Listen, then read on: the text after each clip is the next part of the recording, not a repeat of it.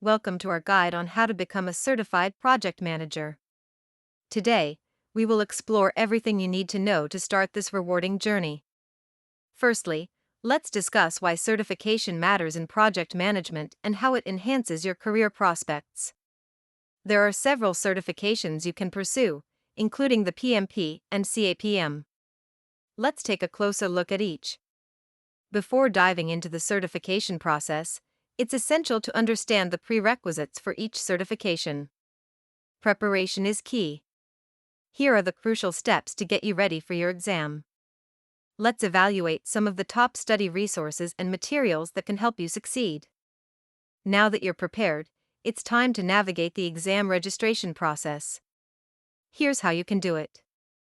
Remember, gaining certification is just the beginning.